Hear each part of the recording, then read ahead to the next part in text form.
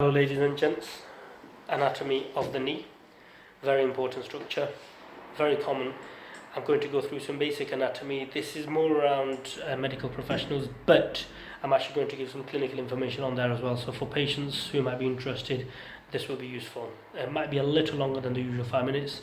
So I'm going to put in here your osteoarthritis of the knee. I'm going to put in your Osgood-Schlatters disease, so your shin splints, and I'm going to also mention about meniscal tears.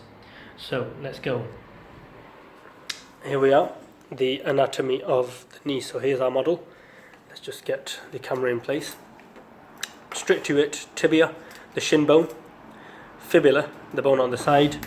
Here we have a membrane. It's called the interosseous membrane. Inter meaning between, osseous meaning bone, the membrane. And then at the top here we've got the femur, the largest bone in the body. Just over here you can see behind this structure, which I'll mention in a moment, is your kneecap, known as the patella. Just to bring to light here, the kneecap is sesame seed shaped, so it's a sesamoid bone. The knee joint itself primarily is a hinge joint because it essentially does this. So here we're now at the posterior aspect. Let's take us back to the anterior aspect of this joint. Oh dear, it's subluxed. Okay, fibula. This here, head of the fibula. You can actually feel this important structure again here as well. Why? Because there are about 7 main bony landmarks that attach onto this, including but not limited to one of the most important ones, the ITB, the iliotibial band, also known as the iliotibial tract. So that actually inserts on here, as well as the semitendinosus.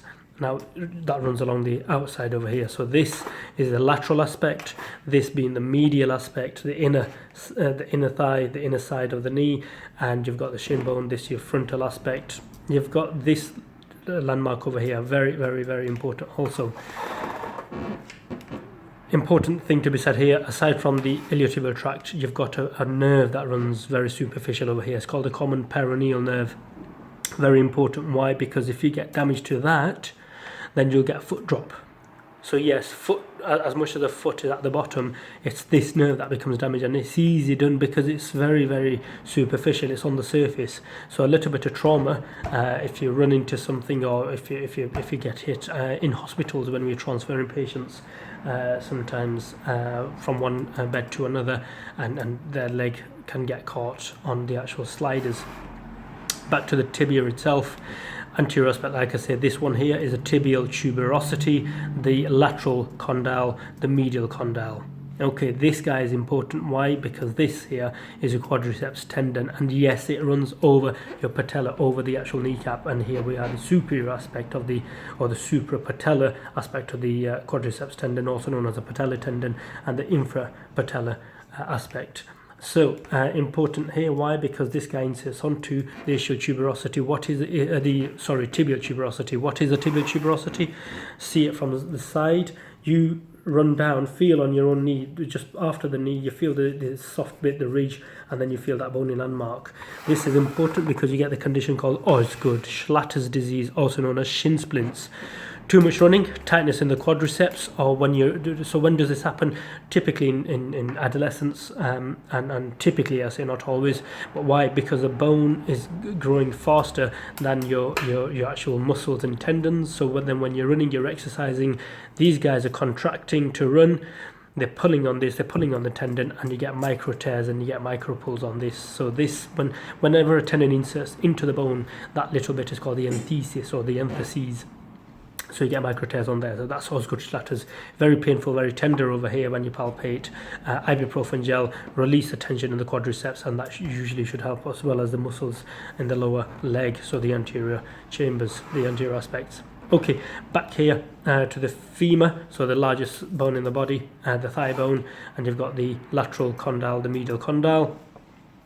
Here we got the grey structures. So these grey structures are not the cartilage, these are menisci. So before I'm onto the menisci, I'm just going to turn here so that we can see it from the back. We have now this surface here, okay, the actual condyles. Now usually this, so it's not on the model, but you get a covering over here, a covering of cartilage. It's what we call hyaline cartilage. If you're a meat eater, you eat a chicken drumstick, you usually hold the chicken drumstick from this knobbly bit, the knobbly bit over here, and the meat is inevitably on all of this area here, so the meat that you eat. So here we hold a knobbly bit. Now when you eat that drumstick, you'll notice you get this can come off the knobbly bit, and that's actually the hyaline cartilage. If you actually bite into it, you find it's rather crunchy. So this is similar material to the auricle or the pinna of your ear. In arthritic change, you get wear and tear of this hyaline cartilage, so that wears away and inevitably exposes the bone. Okay, so when they say you've got bone and bone arthritis, that's because you've exposed the actual bone, the cartilage has gone. This resembles the tooth. Look at your crown. If you lose the crown on a tooth, the tooth becomes very, very sensitive. Why? Because there are lots of nerve endings on that actual bone, after the crown, on the enamel. In a similar fashion, this periosteum, as we refer to it, is very, very highly innervated, and therefore you get the same issue. Here we have the menisci, so people who suffer from meniscal tears, this also undergoes degenerative change. Notice the shape, it's biconcave. Why? Because what it does is it deepens the socket for the tibia, the tibial plateaus, to receive the condyles of the femur. So it deepens that socket so as to ensure the articulation is deepened and therefore more secure.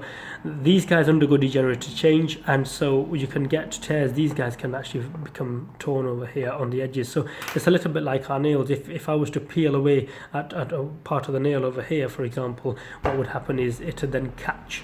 So with a meniscal tear, typically patients get clicking all the time, or locking of the knee, because that loose fragment, that loose bit has gotten caught between the bones or other structures, and or you can get giving way of the knee. Why? Because what's happened is it's about to tear even more. So if you, like I say, go back to the nail, if I was to tear this, if I was to peel this away when I'm removing my jumper, for example, it might get caught. In a similar fashion, these things come away and they can get caught, and so therefore the knee gives way. There are various different types of tears on these menisci, so bucket handle tears and all sorts. So what I was referring to is a simple tear, and again, you can go in and do a meniscectomy, you can remove that, but you usually give it 6 weeks to manage and see how it settles, because they are usually self-limiting. Right, so the femur has come off, never mind, there we are. Let's put the knee back to as it was. I mentioned foot drop, I mentioned as promised the knee degenerative change, osteoarthritis of the knee, osteo meaning bone, arthritis. The term arthro refers to joint and itis refers to inflammation, so it's not truly meaning degenerative change. ACL, yes, ACL was the other one I was going to mention. So the ACL, this not actually shown on this model, unfortunately, but the ACL, aside from this little bit over here, okay, here, that kind of is signifying the ACL and the PCL. So you've got two ligaments, they run from here, and the ACL is this one. It runs forwards, and it attaches onto the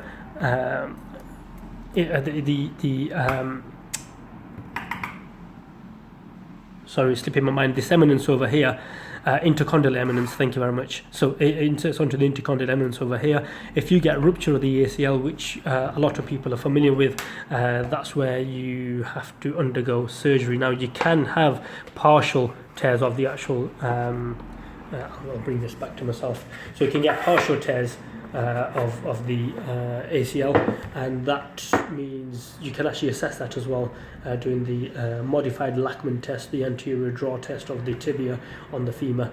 It will give you instability coming downstairs, but in the immediate term, it's a closed chain mechanism. The knee is stuck in the ground or in contact with the ground. The knee is flexed, so it's bent, and they twist, and that immediately leads to a click.